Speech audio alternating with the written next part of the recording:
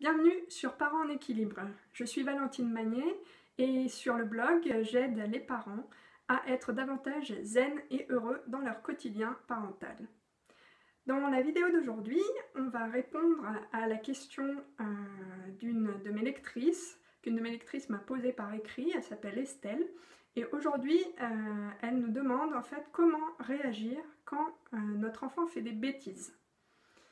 Alors, peut-être juste avant d'entrer dans le vif du sujet, je t'invite à t'abonner à cette chaîne tout simplement en cliquant en bas à droite de cette vidéo et ainsi recevoir très régulièrement les notifications des vidéos qui sortent, des nouvelles vidéos qui sortent et peut-être du coup toi aussi la réponse à tes questions si tu en as que tu souhaites m'adresser, comme Estelle. Donc, comment réagir face aux bêtises de nos enfants? Déjà, ce que je trouve intéressant dans cette question, c'est le mot bêtise. Et chercher à comprendre ce qu'il signifie, parce qu'à mon sens, le mot bêtise, il peut avoir un sens tout à fait différent selon les contextes, selon les parents, peut-être même selon les enfants.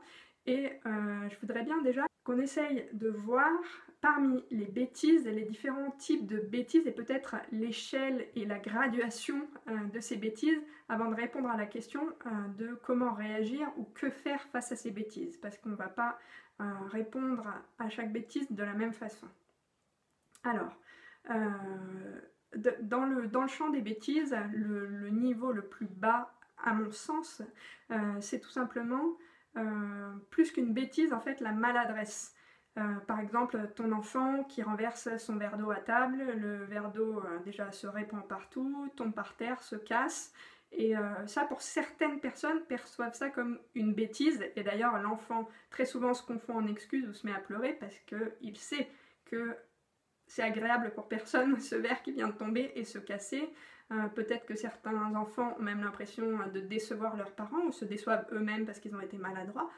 Donc, moi, je préfère appeler ça plutôt une maladresse qu'une bêtise. Mais en tout cas, on va le mettre comme le premier degré parmi les bêtises. Le deuxième degré, encore une fois, moi je ne le rangerai pas forcément parmi les bêtises, mais je sais que pour certains parents ça peut l'être, donc je préfère en parler. C'est la bêtise qui n'est pas intentionnelle. C'est-à-dire qu'en fait, l'enfant ne se rend pas compte qu'il est en train de transgresser une règle ou une loi parce que tout simplement il ne la connaît pas, il ne connaît pas le code. Alors j'ai une anecdote par exemple avec ma fille, lorsqu'elle avait 2 ans et demi. Elle commençait à être propre, en tout cas elle l'était de plus en plus souvent. Et comme elle nous demandait très régulièrement, en fait, quand on sortait à droite à gauche, j'ai envie de faire pipi, et puis il fallait répondre immédiatement au besoin de faire pipi, ce qui n'était pas toujours évident quand on était dehors ou à l'extérieur d'une maison où il y a des toilettes, et donc on avait pris l'habitude de lui faire pipi en pleine nature. Et du coup, eh ben elle, qu'est-ce qu'elle faisait quand elle jouait dans le jardin à l'extérieur? Et d'une, elle faisait pipi dans le jardin, et de deux, elle s'est mise à faire caca aussi au milieu du jardin. Donc forcément, eh ben, sans le savoir, en fait, elle était en train de transgresser une règle de notre société, de notre culture, qu'on ne s'amuse pas à faire ses besoins en plein milieu d'un jardin ou en plein milieu d'un extérieur. Et même si c'était très bien de ne pas le faire dans sa culotte et plutôt par terre, mais voilà, on a été amené à lui expliquer que c'était pas possible de faire ça. Quoi qu'il en soit, cette entre guillemets bêtise n'était pas du tout intentionnelle et au contraire, même elle pensait bien faire en faisant caca dans le jardin plutôt qu'en faisant caca dans sa culotte. Donc ça c'est le deuxième rang, je pense, des bêtises, c'est-à-dire la bêtise qui n'a pas conscience d'en être une, où l'enfant n'a pas conscience que c'en est une. Donc ces deux premiers degrés, ils seront à traiter de manière assez similaire, on le verra juste après. Et puis on va passer maintenant dans le champ des bêtises qui deviennent intentionnelles. Donc la bêtise intentionnelle, c'est celle où en fait ton enfant, il a conscience qu'il va transgresser une règle que tu lui as déjà énoncée, ou bien une règle qui fait partie des règles de vie dans une classe, dans une école, dans un centre aéré, peu importe, hein, dans une culture, tout simplement, dans la société. Et il a conscience qu'il y a cette règle et il choisit de l'enfreindre. Et là, donc on rentre dans un autre degré de bêtise. Donc un exemple, peut-être pour un enfant plus grand, un collégien ou un lycéen qui sèche les cours. Il sait qu'il a cours à telle heure, qu'il est censé aller en cours, que c'est attendu de lui aussi bien de la part de ses parents que de la part de l'école. Et voilà, il choisit de ne pas aller en cours, il sèche les cours, c'est une bêtise intentionnelle. Ensuite, je pense que il y a encore un cran au-dessus de ça, c'est la bêtise intentionnelle qui en plus est soit dangereuse, soit violente ou méchante. C'est-à-dire qu'en plus, derrière l'intentionnalité de transgresser la règle, il y a une intentionnalité qui va à un extrême de soit se mettre en danger, soit faire du mal à quelqu'un, se faire du mal à soi-même. Voilà, un exemple, si on reste sur un jeune, peut-être un jeune collégien, un jeune lycéen, qui déciderait de se droguer, par exemple. Donc il transgresse une règle qu'il connaît, mais en plus, il y a une intentionnalité pas forcément très positive envers lui-même. Ou bien un jeune ou un enfant, hein, qui se bagarre, qui va provoquer une personne, qui va la frapper, la mordre, lui donner un coup de poing dans la figure. Là, on est encore dans un stade de bêtise encore supérieur, en tout cas dans ma graduation à moi, je vois une intensité encore plus forte dans la bêtise, parce qu'il y a cette double intention à la fois de transgresser, plus d'aller plus loin dans l'investissement aussi émotionnel et de douleur et de violence. Donc pourquoi on a pris le temps de graduer ce niveau de bêtise? C'est pour répondre à la question d'Estelle de comment réagir face à ces bêtises. Et maintenant, j'aimerais bien qu'on s'intéresse à la différence entre deux types de réactions assez classiques et faire bien attention au langage qu'on emploie. Donc, premier point important, faire la distinction entre la réponse qui serait une punition et la réponse qui serait une sanction. Donc ces deux mots que souvent on peut être amené à confondre, où on ne voit pas forcément bien la différence entre les deux, pourtant ils sont vraiment très différents. Donc la punition, c'est voilà, t'as séché les cours, et tous les matins je vais te réveiller à 7h et puis on va aller faire un jogging ensemble, histoire de bien te défouler, que tu comprennes ta douleur, et puis tu seras aussi de corvée de ménage pendant 3 semaines, et puis tu ne sortiras plus de la maison pour voir tes amis, et ni on recevra plus d'amis à la maison. Ah, j'ai oublié, tu seras aussi privé de télé et de jeux vidéo. Ça, c'est une punition. Il y a eu une action, et en fait on réagit immédiatement en enlevant des droits et en obligeant l'enfant ou le jeune à faire autre chose qui n'a pas forcément de rapport en fait avec la bêtise initiale. Donc c'est souvent quelque chose qui est vécu comme une humiliation en fait par l'enfant, parce que justement il se sent pas déjà forcément entendu dans la bêtise qu'il a fait, parce qu'on y viendra un petit peu plus tard. Derrière chaque bêtise on peut se poser la question de pourquoi en fait, pourquoi il y a cette bêtise, qu'est-ce que l'enfant ou le jeune a envie de me dire, et donc comment je réagis. Et la punition, c'est la réaction bête et méchante, quoi. Tu m'as fait mal, je te fais mal en retour, basta. Et dans la sanction, en revanche, là c'est différent, parce qu'il y a l'idée une idée de réparation ou de compensation qui est en rapport avec la bêtise de départ. Donc je m'explique. Si on part du principe qu'une vraie bêtise, c'est une transgression d'une règle, déjà, une personne qui veut sanctionner, elle va rappeler la règle. Rappeler le pourquoi de la règle aussi.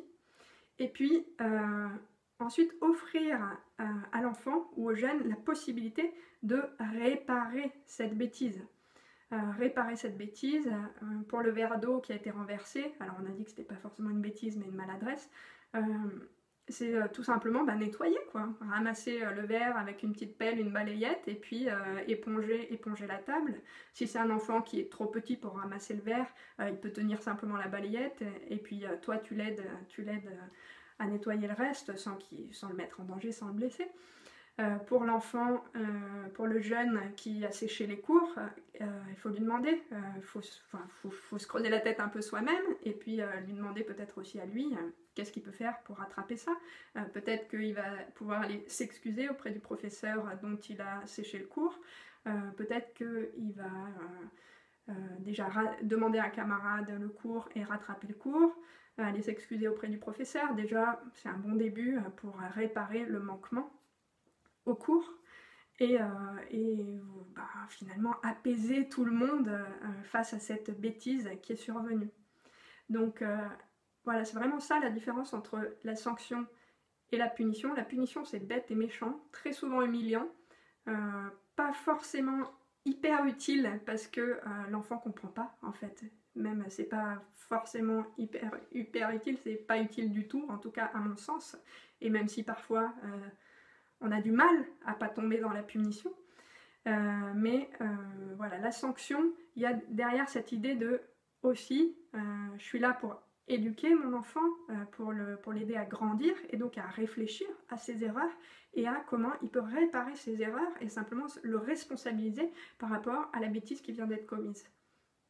D'ailleurs, c'est comme ça qu'on fonctionne dans le monde des adultes, donc pourquoi ce serait différent pour les enfants? Lorsque quelqu'un commet une infraction, on lui demande pas de se mettre debout sur un pied en disant je suis un idiot comme ça devant tout le monde. Non, on va lui demander soit face à la société de réparer ce qui peut-être qu'il a endommagé ou de participer d'une manière ou une autre à la réparation de l'erreur qui a été commise. Donc une fois qu'on a fait cette distinction entre punition et sanction, on va pouvoir passer au point suivant qui est directement relié au côté punition. Donc c'est celui de ne pas tomber dans la réaction émotionnelle. C'est-à-dire que ton enfant il fait une bêtise, on va pas se mentir, on est tous pareils, ça nous met souvent en colère. Voilà, je parle de la vraie bêtise, voilà, tu reçois un coup de fil du proviseur, t'es au boulot déjà bien submergé, et puis ton enfant il est pas en cours alors qu'il est parti ce matin, tu le sais très bien. Donc là, il y a plusieurs réactions d'ailleurs, ça peut te mettre en colère, ça peut te faire peur, il peut y avoir diverses réactions. Tu peux culpabiliser, il peut y avoir tout plein de réactions possibles. En tout cas, ça génère immédiatement quelque chose en toi. Et la question maintenant c'est de savoir est-ce que tu réagis du tac au tac, vraiment voilà tu réagis avec les risques que ça comporte, parce que quand une émotion nous submerge, on sait bien ce que ça peut faire, la colère elle peut être vraiment virulente, la peur pareil, on peut se tracasser, se faire mal de l'intérieur en ayant peur pour l'autre, et donc voilà, je voudrais t'inviter à te méfier des réactions émotionnelles qui nous guident très souvent vers une punition. Comme je l'ai dit avant, l'enfant ou le jeune, il te fait mal parce que tu as cette émotion qui te submerge et elle est désagréable. Et donc toi, en retour, tu n'as qu'une envie, c'est lui faire mal. Je te tape, tu me tapes.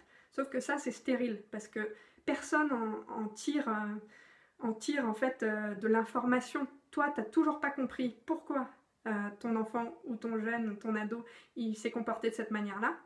Et puis lui, il comprend pas ta réponse non plus, parce que en fait c'est juste de la réaction, je te fais mal, tu me fais mal. Donc ça nous amène à notre dernier point, qui est cette fois essayer de trouver des sanctions les plus cohérentes possibles, parce que c'est pas toujours simple en fait, de pas basculer dans l'émotionnel et dans la punition. J'espère d'ailleurs que quand j'ai fait la distinction un peu plus tôt, je t'ai pas culpabilisé par rapport à ça. Si toi-même tu punis parfois tes enfants, je pense qu'on est tous amenés ou tentés à le faire au moins des fois, mais déjà faire ce travail d'essayer de comprendre d'où vient la bêtise, pourquoi il y a cette bêtise, pourquoi il y a cette transgression de règles, qu'est-ce qu'il veut nous dire notre enfant derrière ça, est-ce qu'il veut juste attirer notre attention. C'est typique chez les enfants assez jeunes. Voilà, je vais retourner le salon, et puis tu vas bien me remarquer, et enfin tu vas avoir envie de t'occuper de moi, même si c'est pas forcément très positif, au lieu d'être absorbé par ton boulot, par ton smartphone ou je ne sais quoi. Et donc déjà se poser la question en fait du pourquoi de la bêtise, et puis ensuite essayer de trouver le compromis, comment réparer cette situation. Je vais reprendre peut-être les points qu'on s'est dit au départ. Donc on a parlé du verre d'eau, le verre d'eau très simple, on ramasse le verre, on nettoie, Et puis tout simplement, ça permet à l'enfant aussi de se responsabiliser par rapport à ce qui vient de se passer et de se sentir bien avec cet événement-là parce que juste il a été maladroit, il a eu l'occasion de réparer et puis voilà, on n'en parle plus. Parce qu'il y a des enfants aussi, je sais pas si tu vois, si tu te rappelles comment ça se passe dans les cantines scolaires, en tout cas à mon époque c'était comme ça, à la cantine scolaire, si tu renversais ton verre d'eau, t'avais ouh, tout le monde t'applaudissait dans la cantine, tu te tapais la honte générale. Et c'était pas toujours facile à vivre émotionnellement, donc si en plus à la maison on te dit « Ah, t'as encore renversé ton verre d'eau, t'es vraiment nul, t'es vraiment maladroit », je pense que l'enfant, il est déjà énervé contre lui-même, donc c'est peut-être plus constructif de lui donner la possibilité de réparer ça, pour ne plus être énervé contre lui-même, et puis voilà, pour le responsabiliser, et puis passer à autre chose, quoi, tout simplement. Après, par rapport au cas où j'ai donné l'exemple de ma fille qui a des cacas dans le jardin, donc c'est-à-dire la bêtise où on ne sait pas qu'on fait une bêtise, je pense que là, la réponse la plus adaptée, c'est tout simplement d'expliquer la règle calmement à l'enfant, s'assurer qu'elle est bien comprise, donc peut-être en la mettant en contexte, la prochaine fois que tu as envie de faire caca, s'il te plaît, ne baisse pas ta culotte dans le jardin pour faire caca dans le jardin, appelle-moi tout de suite et je trouverai un endroit où tu pourras le faire, un endroit approprié où je pourrais t'amener faire caca. On passe aux bêtises de degré supérieur, donc on a parlé du séchage de cours. Alors là, justement, comme je le disais, je pense que ce qui est important, c'est d'abord d'instaurer un dialogue, de la communication. De ne pas basculer dans la réaction émotionnelle comme on l'a dit, mais chercher à comprendre qu'est-ce que veut me dire mon enfant, mon adolescent, quand il sèche les cours. Quel besoin n'est pas satisfait chez lui en ce moment. Et ça peut être très variable, parce que peut-être qu'il sèche les cours parce qu'il n'aime pas le professeur et la matière, et qu'il en a ras-le-bol, et qu'il veut le faire savoir. Peut-être qu'il sèche les cours parce qu'il a envie de passer du temps avec ses copains. Peut-être qu'il sèche les cours parce qu'en ce moment il en a tellement ras-le-bol à la maison qu'il veut te faire savoir qu'il existe. Il y a mille et une raisons pour lesquelles on peut sécher les cours et c'est intéressant de comprendre quelle est sa raison à lui. Lui donner l'occasion peut-être justement de s'expliquer et puis ensuite, et d'une, rappeler la règle mais sans infantiliser le jeune dans notre cas et puis chercher ce compromis, ou si le besoin qui n'est pas satisfait en ce moment c'est je passe toute ma vie à la maison à faire mes devoirs et je passe toute ma vie en cours et j'ai plus de temps avec mes copains, et comment on va se mettre d'accord pour qu'il continue à aller en cours mais qu'il ait aussi du temps avec ses copains par exemple. Donc j'aime bien, l'expression pour la réaction face à ce type de bêtises là, dire se rappeler des 3 cons. Les 3 cons, le premier c'est la communication. La deuxième, c'est la confiance, c'est-à-dire à travers le dialogue, à travers la communication, instaurer un dialogue de confiance et comprendre pourquoi il y a eu cette bêtise. Et enfin, le compromis, donc chercher le respect de la règle tout en respectant le besoin de l'enfant et qu'il soit plus confronté au besoin de faire la bêtise pour signifier que son besoin n'est pas nourri. Et enfin, pour le dernier degré, donc j'avais donné comme exemple, il me semble, peut-être un jeune qui se droguerait ou qui entrerait dans une spirale de violence, à se bagarrer, etc. Je pense que les 3 cons tiennent toujours, communication, confiance, compromis, mais peut-être que là, si tu te sens pas les épaules pour gérer ça, il n'y a aucune honte aussi à te faire aider par un professionnel qui va jouer en fait le rôle du médiateur dans la communication et dans la compréhension que tu peux avoir de ton adolescent ou de ton enfant. Et donc ça peut être intéressant vraiment de se tourner vers un professionnel, que ce soit un psychologue, voilà, peu importe, ça dépend en fait vraiment de la problématique initiale, de la bêtise initiale. Voilà, écoute Estelle, j'espère que j'ai répondu à ta question, que tu es un petit peu plus armée pour faire face aux bêtises de tes enfants. Et écoute, si toi aussi là tu as envie de me poser des questions, 2 façons pour le faire, juste en bas dans les commentaires de cette vidéo, j'essaierai d'y répondre dans une prochaine vidéo ou bien de t'adresser une réponse personnelle par mail, soit tu peux m'écrire justement par mail à valentine@parensenéquilibre.com. J'espère que cette vidéo t'a été utile, n'hésite pas à la partager sur les réseaux sociaux et puis je te dis à très bientôt. Bye bye.